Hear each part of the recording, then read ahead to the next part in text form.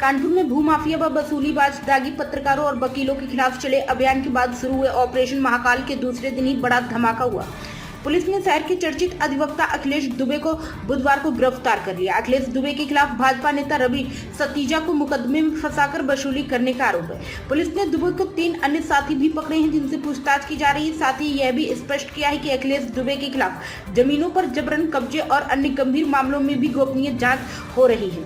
जाँच रिपोर्ट आने के बाद इन मामलों में भी कार्रवाई हो सकती है। लगभग 1.5 साल पहले पुलिस भूमाफिया और कार्रवाई का डर दिखाकर वसूली करने वाले पत्रकारों और वकीलों के खिलाफ अभियान चलाया हुआ है। मंगलवार को पुलिस ने आयुक्त ने ऑपरेशन महाकाल को लॉन्च किया और आम लोगों से ऐसे लोगों के बारे में जानकारियां मांगी जो समाज में भय का वातावरण बना गरीब और कमजोर लोगों की जमीनें कब्जा लेते हैं, इनमें वसूली करते हैं। यह भी प्रकाश में आए कि ऐसे अपराधी पुलिस से मिलकर झूठे मुकदमे दर्ज कराकर आम लोगों को डरा धमका रहे हैं। इस क्रम में पुलिस ने बुधवार को साकेत नगर निवासी अधिवक्ता अखिलेश दुबे और कास्मोजिन के पार्टनर लवी मिश्रा सहित 4 लोगों को पूछताछ के लिए हिरासत में ले लिया है।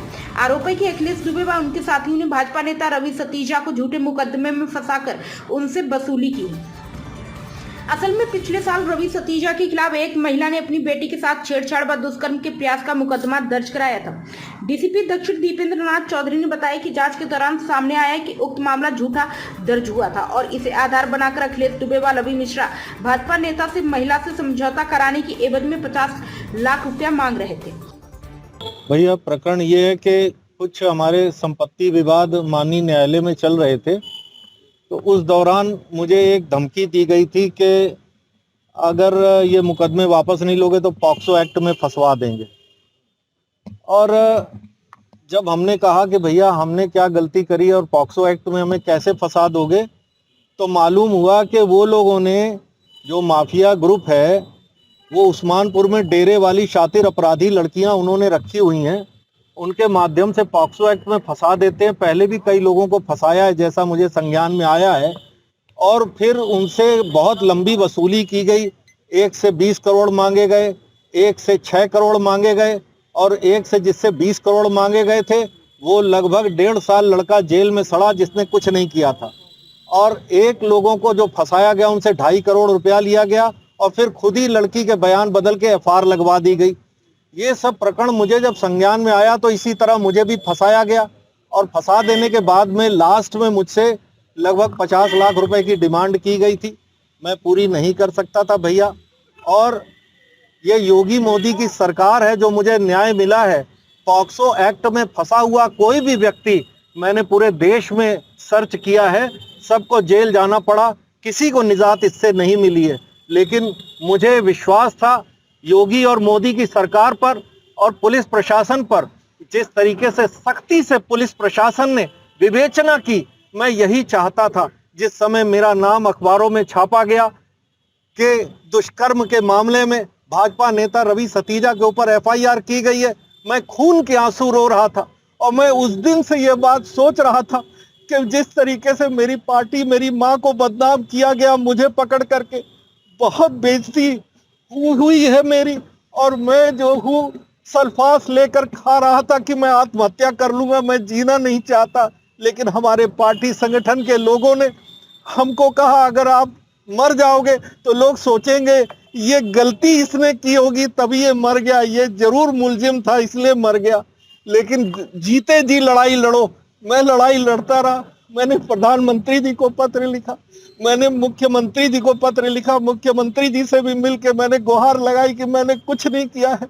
और यहाँ के पुलिस कमिश्नर साहब को जब मैंने कहा था, उन्होंने सख्ती से विवेचना कराई, सच्चाई को सामने लाने के लिए उन्होंने बहुत सख्ती से विवेचना कराई और सारी सच्चाई सामने आ गई। दूध का दूध और पानी का पानी हो गया कि माफिया लोगों ने ये उस्मानपुर में लड़कियां रखी हुई हैं जिसके माध्यम से अच्छे बड़े भोले भाले लोगों को फंसा कर उनसे करोड़ों रुपए की वसूली करते हैं। 40 वर्षों से यह व्यापार चल रहा था, जिसमें कुछ अधिवक्ता भी शामिल है, कुछ विपक्ष के नेता और कुछ पुलिस के लोग भी उसमें मिले हुए थे, कुछ पत्रकार भी उनकी मदद करते थे। षड्यंत्र की जानकारी कब और कैसे हुई?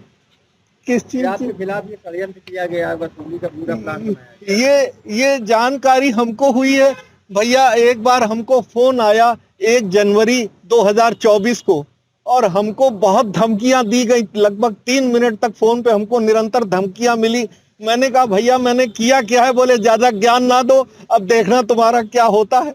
हम नहीं समझ पाए, लेकिन 14/3/2024 हम कोर्ट में एक मामले में खड़े थे। वहां एक वकील दौड़ते हुए आए, बोले आपके विरुद्ध 156(3) में मामला डाला गया है, उसमें आपने किसी लड़की के साथ बलात्कार करने का प्रयास किया। मैंने कहा भैया ये सब झूठ है, मैंने कभी कुछ नहीं किया। हमने कहा किसी तरीके से वो कॉपी निकालना। वो वहां से कॉपी निकाल के उसकी फोटो कॉपी जब लाए तो मैं सीधे पुलिस कमिश्नर के वहां गया कार्यालय पर, और मैंने आग्रह किया कि साहब देखो मैंने अगर कुछ किया हो तो फांसी पर चढ़ा दो, और अन्यथा इसकी सख्ती से जांच कराओ। ये कौन लोग हैं जो इस तरीके की हरकत कर रहे हैं मेरे साथ? और जब सख्ती से जांच हुई उसके बाद मेरे विरुद्ध कोर्ट से ऑर्डर करा के FIR कराई गई, और FIR कराई गई लगभग 8-9 महीने के बाद। जिस जगह की घटना दर्शाई गई है वहां 18 CCTV फुटेज कैमरे लगे हुए हैं। अब अगर वो लोग पुलिस को देते तो पुलिस तुरंत आ जाती और सारा मामला पकड़ा जाता। इसलिए जानबूझ के 2.5 महीने के बाद कोर्ट में ये मामला प्रेषित किया गया, और उसमें लिखा गया कि पुलिस को हमने दरखास्त दी, पुलिस ने सुना नहीं। जबकि पुलिस को कोई दरखास्त नहीं दी गई। मैंने उसकी RTI भी डाली थी, वह भी प्रकरण सामने आया कि निरंतर झूठ था ये सारी चीजें, और जो उन्होंने दस्तावेज प्रेषित किए कोर्ट में वो सब फर्जी थे। लड़की फर्जी थी, उसकी उम्र भी फर्जी थी। सारी चीजें कूट रचित बना करके मुझे फंसाया गया, और मैं खून के आंसू रोता रहा। आज मुझे के लिए कहा कि वो उनसे रंगदारी कई लोगों से मांगी गई, तो कौन लोग थे? आप किनका नाम ले रहे हैं? मैं अभी उन लोगों का नाम आज नहीं लेना चाहता हूं। वो सारे अपनी अपनी FIR कराएंगे। ये बांध टूटा है, ये बांध मैंने तोड़ा है, और अपनी जान पे खेल के तोड़ा है। मैं जानता हूं हो सकता है मैं मार दिया जाऊं, लेकिन मैं मरने को भी तैयार हूं, लेकिन मैं जीते जी मरने को तैयार नहीं था। इसलिए ये लड़ाई मैंने लड़ी है, और इस लड़ाई को लड़ते हुए मैं पूरे प्रदेश में, पूरे देश में हर नेता के पास गया हूं, क्योंकि जितने भी नेता यहाँ बने 80% जो यहाँ मंत्री हैं, और मैंने सबके लिए जाकर के काम किया है, सबके क्षेत्रों में प्रचार किया है। मैं सबके पास जाके रोया कि जब मेरे को ऐसे फंसा दिया गया, और नाजायज भोले भाले लोगों को निरंतर फंसाया जा रहा है। इसको खत्म होना चाहिए। इस जालसाजी को खत्म होना चाहिए, इस गैंग का समापन होना चाहिए। मैं यही लड़ाई लेकर के आज तक लड़ता रहा भैया, और आज मेरी FIR लिखी गई है। मैं पुलिस प्रशासन का धन्यवाद करता हूं कि उन्होंने कार्रवाई की है, और ऐसी कार्रवाई पूरे देश में ऐसे लोगों के ऊपर होनी चाहिए जो ऐसा गैंग बनाकर लोगों को फंसा करके उनका जीवन बर्बाद करने में लगे हुए। जो गिरोह चलाते हो उनकी क्या नाम है? देखिए उसमें एक नाम जो है वरिष्ठ नाम है, वो है अखिलेश दुबे, और इन्होंने ही 1 तारीख को 1 जनवरी 2024 को मुझे WhatsApp कॉलिंग पे फोन करके 8:45 बजे लगभग 3 मिनट तक मुझे उन्होंने हड़काया और धमकाया था भैया। और सांसद श्री अशोक कुमार रावत ने एक पत्र पुलिस कमिश्नर कानपुर को लिखा था, जिसमें इस बात की चिंता व्यक्त की गई थी कि कतिपय लोगों द्वारा एक संगठित गिरोह बना करके भोले भाले लोगों पर फर्जी मुकदमे, पॉक्सो एक्ट के, बलात्कार के, छेड़खानी के लिखवा करके उनसे जो है अवैध रूप से धन की उगाही की जा रही है। इस शिकायत के संदर्भ में पुलिस आयुक्त महोदय ने 3/3/25 को एक SIT का गठन किया गया था, और यह SIT पुलिस उपायुक्त अपराध के नेतृत्व में गठित की गई थी, जिसमें विभिन्न शिकायतें इस क्रम में प्राप्त हुई थी। इसमें सबसे प्रमुख शिकायत श्री रवि सतीजा, जो मूल रूप से थाना बर्रा के रहने वाले हैं, उनके द्वारा एक शिकायत दर्ज कराई गई थी, और उनका आरोप था कि कतिपय लोगों द्वारा उनसे पैसा वसूलने के उद्देश्य से थाना बर्रा पर मुकदमा अपराध संख्या 563/24, धारा 376 एवं पॉक्सो एक्ट में दर्ज कराया गया। इसमें पुलिस की विवेचना में किसी प्रकार का साक्ष्य नहीं पाया गया, और सारे इलेक्ट्रॉनिक एविडेंस, सारे भौतिक एविडेंस, अन्य जो भी साक्षियों के इसमें बयान अंकित किए गए थे, और उस आधार पर इस अभियोग को FIR एक्सपेंड कर दिया गया। बाद में यह प्रकरण न्यायालय में गया, तो वादी का यह आरोप है कि उस मुकदमे में समझौता कराने के लिए मुझसे 50 लाख रुपए की रंगदारी मांगी जा रही थी एवं वहां पर जो पीड़िता थी उसको कभी भी एसआईटी के समक्ष प्रस्तुत नहीं किया गया एवं पीड़िता के फर्जी हस्ताक्षर बना करके एक एफिडेविट माननीय न्यायालय में दाखिल कर दिया गया।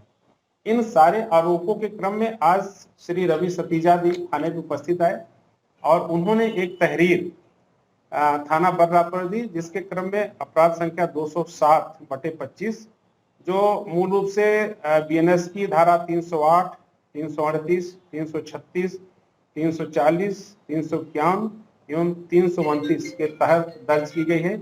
इसमें बेसिकली एक्सटॉर्शन की धाराएं हैं और कूट रचित दस्तावेज एवं कब्जेदारी, मारपीट, गाली गलौज, जान से मारने की धमकी के आरोप इसमें लगाए गए हैं। ये अभियोग थाना बर्रा पे आज दर्ज किया गया है। इसमें जो नामित अभियुक्त हैं श्री अखिलेश दुबे, निशा कुमारी, गीता कुमारी, विमल यादव, अभिषेक वाजपेयी, शैलेंद्र यादव उर्फ टोनू यादव एवं लवी मिश्रा एवं उनके अन्य सहयोगीगण। आज एसआईटी के द्वारा इसी क्रम में श्री अखिलेश दुबे से पूछताछ की जा रही थी। मुकदमा दर्ज होने के पश्चात वादी ने एक एप्लीकेशन दी और उसने एक यह प्रार्थना की कि इस अभियोग की विवेचना किसी अन्य थाने से कराई जाए।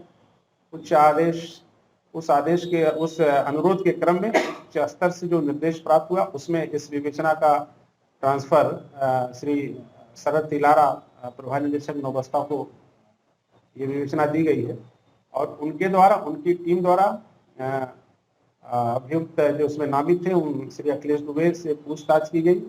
तो इसमें काफी कुछ तथ्य एवं साक्ष्य उनके विरुद्ध मिले और उसी क्रम में उनको फिर पूछताछ के लिए थाना बर्रा पे लाया गया, जहां पर उनसे और गहराई से पूछताछ की गई। तो ये सारे जो इसमें आरोप थे उसके संबंध में पुष्टिकारक साक्ष्य पाए गए हैं, जिसके आधार पर श्री अखिलेश दुबे की गिरफ्तारी आज की गई है और उनके एक अन्य सहयोगी श्री लवी मिश्रा की भी गिरफ्तारी की गई है।